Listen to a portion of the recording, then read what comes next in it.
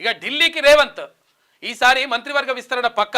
మంత్రివర్గంలో మరో 6గురికి చోటు. ఇప్పటికే కేబినెట్లో 11 మందికి ప్రాతినిధ్యం దక్కని 11 మంది ప్రాతినిధ్యం దక్కని జిల్లాలకు ప్రయారిటీ ఇస్తారట. సామాజిక వర్గాల వారిగాను సమీకరణలు ఉంటాయని చెప్పేసి అంటున్నారు.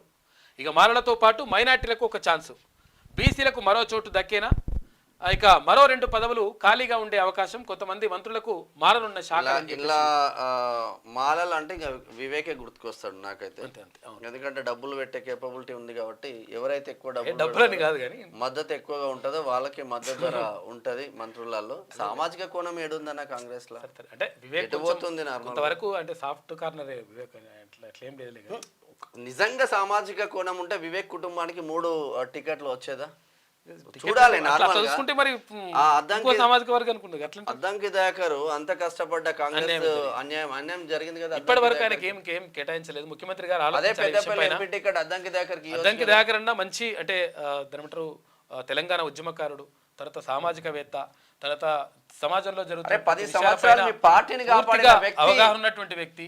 తర్వాత ఇక్కడ పిహెచ్డి స్కాలర్ ఆయన ఉస్మానియా సిటీలో నా సీనియరు, మేమిద్దరం జైల్ మేట్స్ కూడా. అంటే 100% ఏంటంటే ఆయన నిజంగా కూడా అంటే సమాజంలో జరుగుతుంది అంటే చెప్పేసిండు. అంటే టికెట్ ఇప్పుడు మీకు రాదు అంటే సపరేట్ ఉండిపోయింది ఆయన. అంటే అట్టెట్లయితుందని చెప్పేసి బయటకు వచ్చి కొట్లాడలేదు, లొల్లిపెట్టలేదు, ఇవన్నీ కూడా చేయలేడు. కాబట్టి ఆయన చప్పుడేకు ఉంటున్నాడని చెప్పేసి మీరు కూడా చప్పుడేకు ఉండడం మాత్రం కరెక్ట్ కాదు.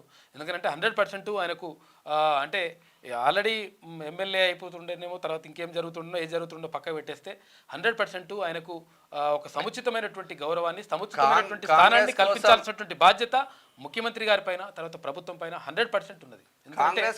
త్యాగాలు చేసిన వాళ్ళకు 100% మంచి అవకాశాలు